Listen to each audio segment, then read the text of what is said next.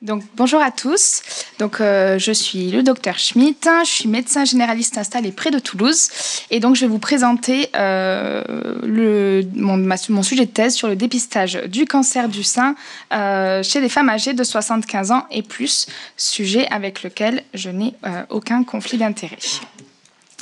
Donc j'ai choisi ce sujet car le vieillissement de la population s'accentue ces dernières années, de par l'arrivée à un âge avancé de la génération baby-boom, mais aussi par l'allongement de l'espérance de vie. La part des plus de 65 ans pourrait atteindre près d'un quart de la population française en 2050. Et on sait que l'âge est un des principaux facteurs de risque du cancer du sein, puisque 50% des cas sont diagnostiqués après 65 ans. Au-delà du vieillissement, le cancer du sein est une pathologie fréquente puisqu'il représente près d'un tiers des cancers chez les femmes et que c'est également la première cause de mortalité avant 85 ans. À partir de 75 ans, on parle de dépistage individuel. La décision est laissée à l'appréciation du médecin en fonction du risque de chaque patiente. Il n'y a pas de recommandation claire quant aux modalités de dépistage et il n'y a pas de consensus international non plus. Par contre, on sait que les cancers sont diagnostiqués à un stade bien plus avancé chez les femmes après 75 ans. Cela pourrait traduire un retard diagnostique qui pourrait être lié à l'arrêt du dépistage organisé. Ça fait partie des hypothèses. Donc, l'objectif principal de cette étude, c'était d'analyser l'intérêt que portent les médecins généralistes et les gynécologues sur le dépistage du cancer du sein après 75 ans, et avec un objectif secondaire qui était de comparer potentiellement les pratiques entre gynécologues et médecins généralistes. Donc j'ai réalisé une étude épidémiologique, quantitative, transversale, en interrogeant donc des médecins généralistes et des gynécologues de l'ex-région Midi-Pyrénées via un questionnaire qui a été diffusé par mail. Et donc j'ai procédé à une analyse descriptive et puis comparative, justement pour la comparaison entre gynécologues et médecins généralistes. Donc j'avais envoyé 600 mails à peu près, avec un mail de relance. J'ai eu 208 réponses, ce qui fait un taux de participation estimé entre 33 et 38%. L'analyse s'est portée sur 205 réponses, puisqu'il y avait 3 questionnaires où les données étaient incohérentes. Donc ça fait 135 médecins généralistes et 70 gynécologues. Le panel de médecins était principalement composé de femmes installées en milieu urbain ou semi-rural. 40,5% des médecins étaient maîtres de stage universitaires et la plupart des médecins généralistes dédiaient entre 10 et 20% de leur activité à la santé de la femme. En comparant le panel de l'étude en rose foncé avec le panel des médecins d'Occitanie en rose clair, on s'aperçoit quand même que dans l'étude, il y avait plus de femmes et plus de jeunes médecins qu'en Occitanie. Donc les médecins étaient globalement favorables au dépistage organisé puisque 51,2% d'entre eux pensaient que c'était une bonne stratégie et près de 45% pensaient que le dépistage pourrait nécessiter quelques petites améliorations. Seuls 3,9% des médecins estimaient que le dépistage organisé était inutile, voire même dangereux. 70,7% des médecins abordaient l'autopalpation avec leurs patientes en consultation. Et donc près de 75% des médecins ont déclaré poursuivre le dépistage après 75 ans, dont 2 tiers des médecins généralistes et 90% des gynécologues. Les modalités principales de dépistage, c'était donc une palpation mammaire et de la région axillaire tous les ans et une mammographie tous les 2 ans. L'échographie mammaire, elle était proposée le plus souvent au cas par cas et l'IRM mammaire, elle n'était proposée que dans un tiers des cas. Donc il y avait près de 25% des médecins qui ont déclaré arrêter le dépistage après 75 ans, quel que soit l'état de santé. Le principal facteur mis en avant, c'était le rapport bénéfice-risque défavorable. Et par contre, chez les patientes qui sont dépendantes, donc en visite à domicile ou en EHPAD, l'arrêt du dépistage pouvait atteindre 85%. Et là, cette fois, le facteur limitant, c'était non pas le rapport bénéfice-risque défavorable qui a été cité en dernier, mais les difficultés de déplacement de ces patientes. Donc le dépistage organisé, il permet quand même une diminution de la mortalité par cancer du sein de 23% chez les femmes entre 50 et 69 ans. Et 71% des décès par cancer du sein surviennent chez des femmes qui ne se faisaient pas dépister ou alors de façon très irrégulière, ce qui montre bien l'intérêt du dépistage, d'un dépistage régulier. Par contre, le dépistage organisé, il a quelques risques. Le risque de surdiagnostic, c'est le principal, donc c'est le risque de diagnostiquer une tumeur bénigne d'évolution lente. Il y a aussi des risques de faux positifs, de faux négatifs, et plus rarement de survenue d'un cancer dans l'intervalle entre 2 mammographies et de risque de cancer radio-induit. Donc, les recommandations du dépistage organisé, elles n'ont pas été réévaluées depuis son instauration en 2004. Et donc, dans ce contexte, en fait, est menée actuellement l'étude MyPEBS dans 6 pays européens. Donc, l'objectif, c'est de savoir un petit peu si le dépistage personnalisé des femmes entre 40 et 70 ans est une meilleure stratégie que la stratégie de dépistage actuelle. Donc, les résultats de cette étude, elles pourraient permettre de réévaluer les recommandations qui n'ont pas été réévaluées depuis 20 ans. Après 75 ans, le dépistage dépend de plein de facteurs différents et en premier lieu les facteurs qui sont liés aux médecins. Donc dans l'étude, on constatait que les gynécologues poursuivaient plus souvent le dépistage après 75 ans que les médecins généralistes. Et ça, c'est probablement dû au fait qu'en fait, les femmes qui consultent un gynécologue le font pour un motif qui est unique, le suivi gynécologique, alors que chez les médecins généralistes, les motifs sont souvent multiples et donc en fait, le sujet de dépistage n'est pas forcément systématiquement abordé.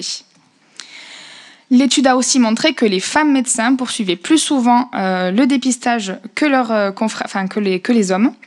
Donc ça, c'est probablement aussi une histoire de proportion puisque les femmes médecins généralistes ont une activité en santé de la femme qui est plus fréquente que les hommes, parce qu'il y a 80% des hommes qui ont une activité en santé de la femme qui est considérée comme faible. On peut aussi évoquer le fait que les patientes préfèrent consulter une femme médecin parce qu'elles se sentiront plus à l'aise ou alors par crainte d'être la cible de remarques inappropriées de la part des hommes. Les nouvelles générations de médecins font face aussi à la raréfaction des gynécologues en France puisqu'il n'y a aucun gynécologue médical qui a été formé entre 1984 et 2003. Donc les médecins généralistes, ils ont dû adapter leurs pratiques, augmenter leur activité en santé de la femme afin de répondre à la demande. Et depuis 2001, le semestre de santé de la femme dans la maquette des internes de médecine générale en France a été inclus et rendu obligatoire, ce qui permet désormais d'assurer le suivi gynécologique en soins premiers. Après 75 ans, donc les bénéfices du dépistage ne sont pas clairement définis puisqu'il y a très peu d'études scientifiques qui incluent des femmes de plus de 70 ans. Par contre, on sait que le risque de surdiagnostic se majore très nettement et pourrait atteindre près de 50% chez les femmes à 90 ans. Mais plutôt que de tenir compte de l'âge, il vaudrait mieux tenir compte de l'espérance de vie en bonne santé. Et en fait, on sait qu'une femme bénéficiera du dépistage du cancer du sein si son espérance de vie est supérieure à 10,7 années. Donc, chez les patientes qui sont dépendantes, vu que leur espérance est à peu près estimée à 4,7 ans, il est légitime de ne pas leur proposer la poursuite du dépistage. Plusieurs paramètres organisationnels ont été soulignés dans l'étude, et notamment le manque de temps à consacrer aux patients, mais aussi un manque de formation en santé de la femme. Et avec l'évolution de l'offre de soins, les médecins donc, généralistes ont adapté leurs pratiques, surtout dans les déserts médicaux. Et donc, dans l'étude, on retrouvait à peu près 91% des médecins généralistes qui dédiaient au moins une petite partie de leur activité à la santé de la femme, ce qui est quand même assez proche de ce qu'on a retrouvé dans la littérature, qui était de 90%. Ce qui montre bien l'engagement, la place centrale que les médecins généralistes occupent dans la santé des femmes en soins de premier recours. Concernant les modalités de dépistage, donc la mammographie, elle est considérée comme l'examen de référence des lésions du sein et elle est donc à prescrire en première intention. L'échographie, elle est utile pour caractériser des anomalies qui ont été vues à la mammographie ou en cas de densité mammaire élevée, donc c'est plutôt un examen de deuxième intention.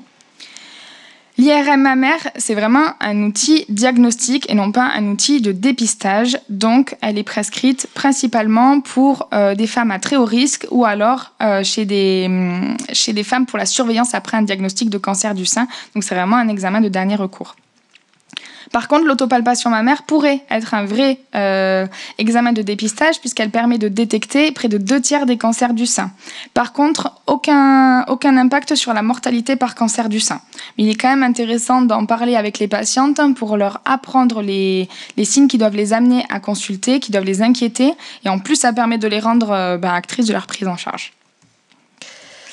Donc, au final, en fait, dès qu'il y a besoin d'un dépistage, on s'aperçoit que le consensus global, c'est l'examen clinique annuel et une mammographie tous les 2 ans.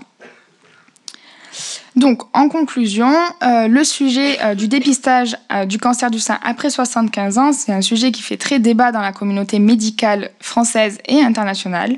La décision de poursuivre ou non le dépistage après 75 ans, elle est vraiment multifactorielle. Elle dépend de la patiente, elle dépend du médecin et elle dépend de leur environnement à tous les deux, et notamment dans les déserts médicaux.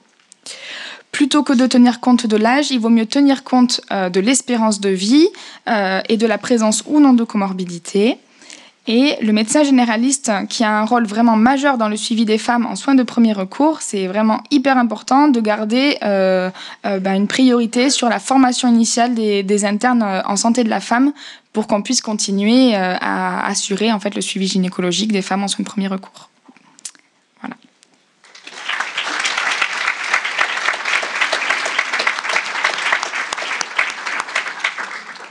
Merci beaucoup pour cette présentation. Maintenant, place aux questions d'environ une dizaine de minutes.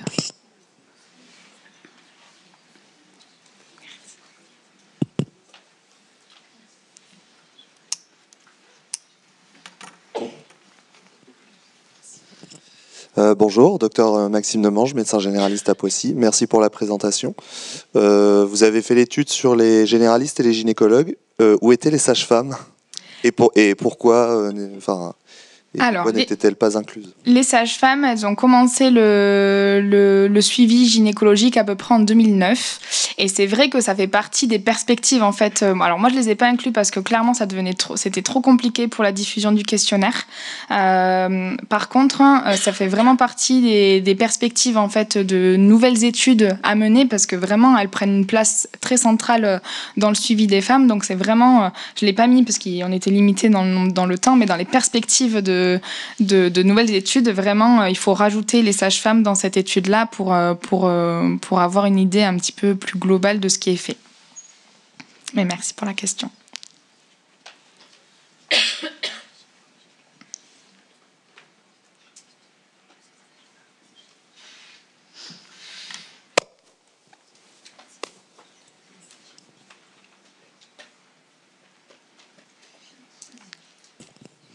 Bonjour, Bernadette Zambon, médecin généraliste à côté de Versailles. Merci pour la présentation. Je me demandais, vous avez parlé juste avant dans la discussion de la pertinence de l'autopalpation dans la détection des cancers du sein. Donc je vois que vous avez une petite fiche. La question c'est premièrement comment l'enseigner à la patiente et deuxièmement du coup versus hétéropalpation. Est-ce qu'on a des données qui nous orientent plutôt vers l'hétéropalpation ou vers l'autopalpation? Alors, concernant des petites fiches pour l'autopalpation, il y en a plein qui ont été faites, il y en a plein qui sont disponibles un petit peu partout. Donc, éventuellement, à donner aux patientes. Moi, c'est vrai que, alors, c'est pas très, je suis pas particulièrement les recos, mais c'est vrai que j'essaye de leur enseigner à chaque fois, comment on palpe un sein, en fait. C'est important de leur dire de le faire, debout, de le faire couché, parce qu'on n'a pas du tout les mêmes sensations en fonction des deux. Et donc, tous les signes qu'on connaît, la peau d'orange, les signes, les rougeurs, tous les signes qui doivent les amener à consulter. Donc ça, c'est vraiment important. Après, pour la deuxième partie de votre question, c'était sur le... Pardon, Ah oui, hétéropalpation versus autopalpation. En fait, les données montrent quand même que les femmes détectent elles-mêmes 2/3 des cancers du sein. Donc on sait que ça permet ça a une meilleure preuve en fait que nous notre palpation à nous. Elles le font beaucoup plus souvent en fait. Donc voilà.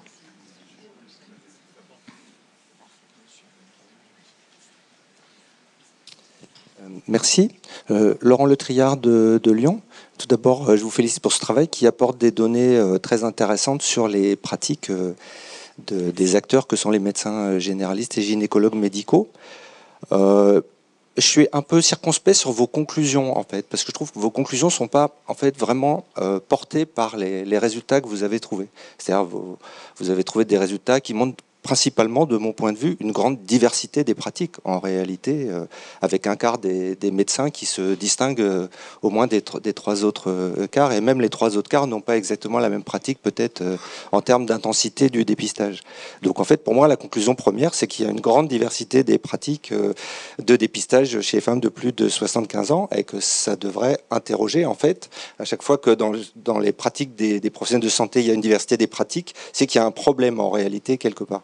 Et le problème, c'est l'absence de preuves scientifiques sur la pertinence ou non du dépistage du cancer du sein après 75 ans. Je rappelle quand même que même avant 75 ans, il y a une controverse extrêmement sérieuse sur la balance bénéfice-risque de ce dépistage. Donc après 75 ans, vous le dites vous-même, le surdiagnostic ne fait qu'augmenter parce qu'en général, les cancers qui sont dépistés sont moins actifs et du coup moins létaux. Donc si déjà la balance bénéfice-risque est incertaine avant 75 ans, après 75 ans, probablement elle l'est encore davantage. Donc vous dites qu'il faudrait mieux former les professionnels de santé à la santé des femmes, je suis d'accord, mais c'est facile de le dire, mais une fois qu'on veut après rentrer dans la pratique, comment vous allez former les internes? Vous allez leur dire qu'il faut dépister ou qu'il ne faut pas dépister après 75 ans? Alors, en fait, les conclusions de l'étude, c'est que c'est vraiment un dépistage. Enfin, alors je pense qu'on va avoir vraiment des données avec les résultats de l'étude MyPEBS, mais vraiment, en fait, la question, c'est dépistage personnalisé. Parce qu'en fait, vous pouvez avoir une dame de 76 ans qui est hyper en forme, qui a aucun problème de santé, mais elle, bien sûr qu'on va continuer à la dépister, en fait. Et bien sûr qu'il y a des cancers qui sont encore létaux après 75 ans. Ça ne veut pas dire qu'on va arrêter le dépistage. Ça veut dire qu'effectivement, le dépistage organisé tel qu'il est actuellement, le rapport bénéfice-risque après 75 ans pourrait être défavorable. Alors je mets pourrait entre guillemets parce que vraiment, dans les recos internationales, c'est du grand n'importe quoi. Personne ne fait la même chose. Il y a, enfin, si vous voulez des petits chiffres, hein, les États-Unis, ils ont dit mammographie tous les ans à partir de 40 ans et sans limite d'âge. Le Royaume-Uni, c'est tous les 3 ans. Et pour le coup, alors je m'étais noté sur un petit papier, mais c'est entre 50 et 69 ans. La Finlande et l'Islande, c'est effectivement mammographie tous les 2 ans. Ce qui quand même ressort le plus souvent, c'est la mammographie tous les 2 ans. Mais la Finlande fait entre 50 et 59 ans. L'Islande fait entre 40 et 69 ans. Le Japon, alors le Japon, c'est examen clinique tous les ans et échographie mammaire tous les ans à partir de 30 ans. Donc vraiment, on n'a aucun consensus international sur le dépistage du cancer du sein en général. Donc vraiment, après 75 ans, c'est majoré, quoi.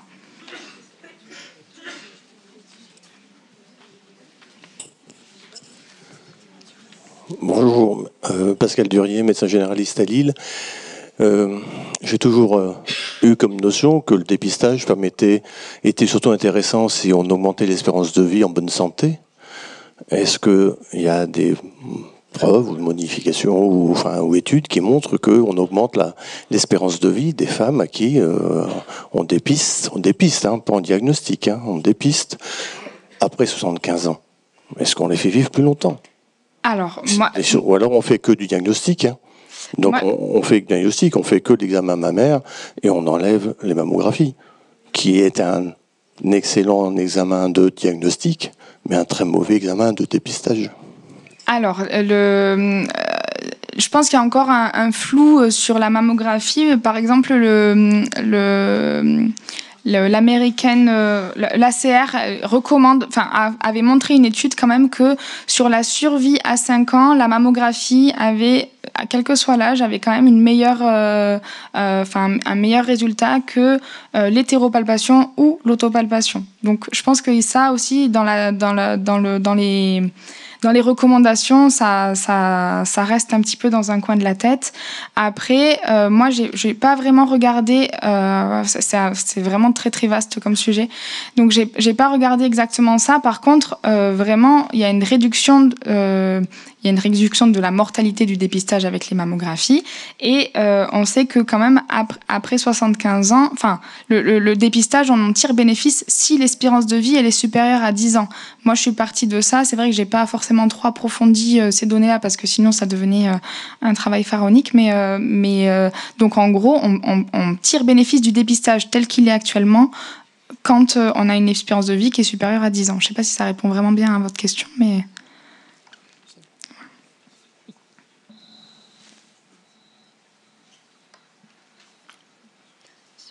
qu'on peut prendre une dernière question.